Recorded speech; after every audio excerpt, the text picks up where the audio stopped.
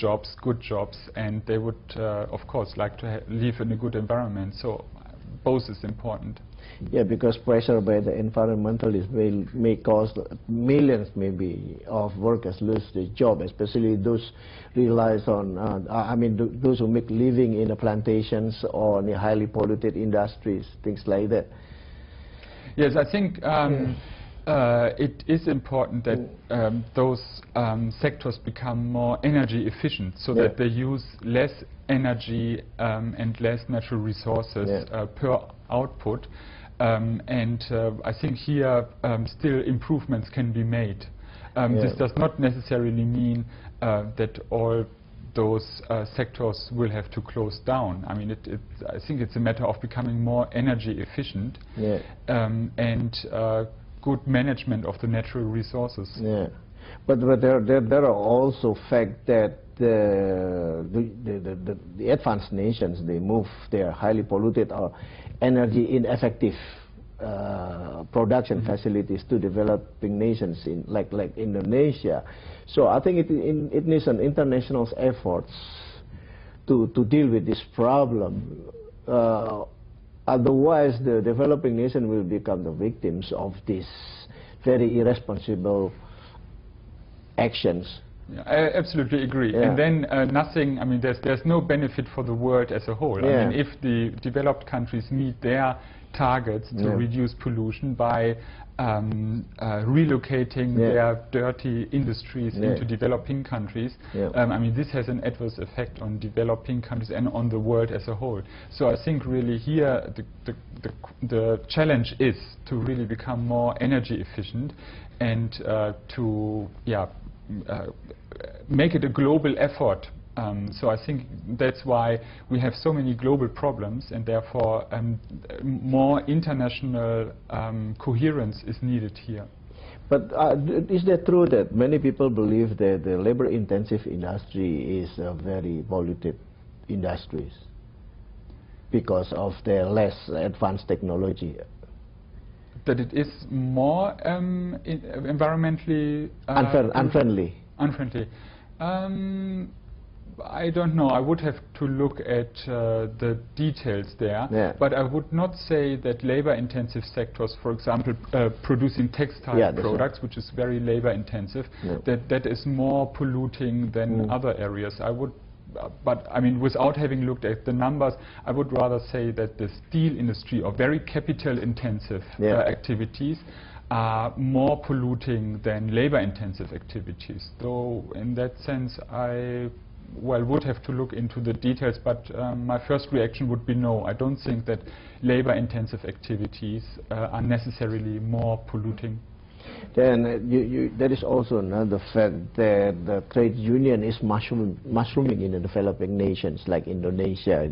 Do you think it's good or not? Because some people say more trade unions we have, so it would be better for the labor. But the other people say that it's better to unite all this labor united into one or two entities that they can synergize their power to fight for a better future of their own. So what do you think about this? Well, I think that if the fragmentation is too high, that indeed may undermine the negotiation power of the trade unions. And it is very important, especially in relation to trade, that we have a good labor management relations, so good industrial relations, because they have also their own and different interests, but they have a common interest, and the common interest is that they have successful, competitive enterprises which can sell in the domestic market, which can compete in the domestic market, but which can also export. So in that sense, I think it is very important that the trade unions are to a certain extent also united and speak with one voice, and to really represent their interests. Do you have any good examples on these trade unions? I mean, the good example, of course. I mean, in developing nations, maybe in Bangladesh or Guatemala or Benin, Indonesia. because in Indonesia there are so many small trade unions today that there are cases where the management can easily fire those who insist to form trade unions in their workplace. So I think trade unions play a very important role, and unfortunately this very high fragmentation we also find in other countries. For example, in Bangladesh, they have many trade unions which are not always united. In Benin, the situation is a bit different. We also find different trade unions there, but they all work together in one confederation. So in a sense, I would say they are more united. But in Benin also we have a very high share of the workforce working in the informal sector and who are not represented by trade unions. I think 60 of, or maybe 70 of Indonesian workforce are working in the informal sector. So it means that they are unprotected by law.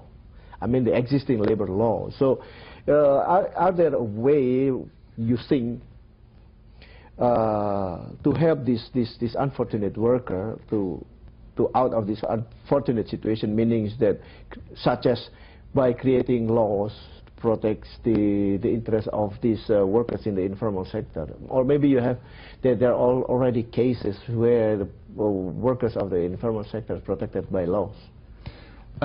I think it is very important. Social protection is very important. It becomes more important the more open an economy is and the more liberalized an economy is. So, interestingly, what we would have expected is that the share of the informal sector would decrease if countries trade more. But that's not actually what we observe. On the contrary, we that's observe not the case in Indonesia too. No, exactly. Not in Indonesia. It's increasing the informal sector, like in other countries as well. So that was a bit surprising. And I think, well, it is important to try to formalize those labor activities by decreasing the barriers that they join the formal labor market. I think here the government can do something, but also maybe the positive aspect of the informal sector is that whenever there is a problem like we had during the most recent crisis, I mean, there's always a place where those can go into the informal sector. So in that sense, it has also a positive aspect. But for sure, I think governments should make an effort to help those people to be protected, to have social security, and to join the formal labor market.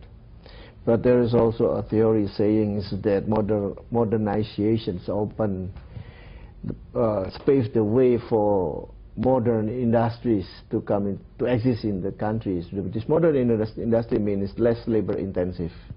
So while, as I said before, that there are 3 million new job seekers in Indonesia every year, meaning that this modernization push more and more workers to work in the informal sector, because this modern sector needs less people to work. So what do you think about this? Do you think that Indonesia should apply a special program or policy to boost the development of less capital intensive industries or other activities in the modern sector? I mean, the International Labour Organization, we are in favor of boosting industries that are that do create jobs.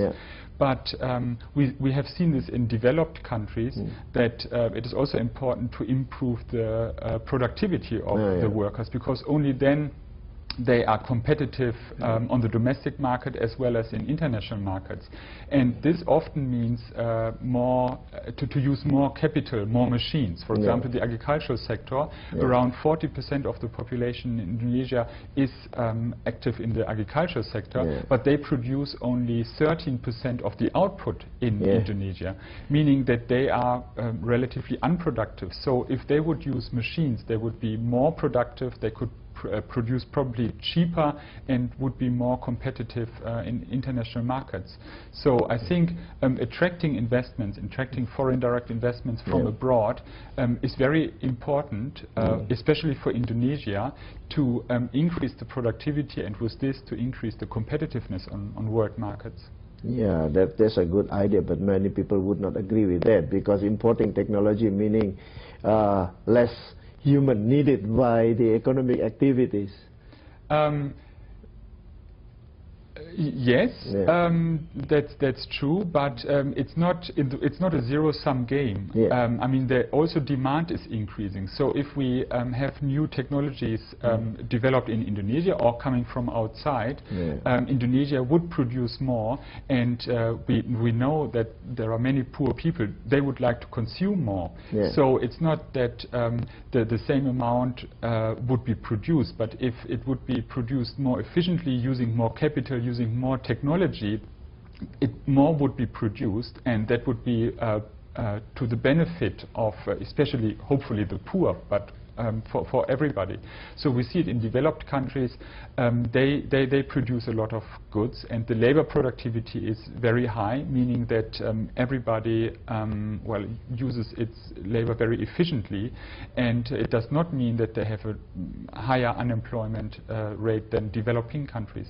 Okay, but Mr. Peter, it's very interesting explanation from you.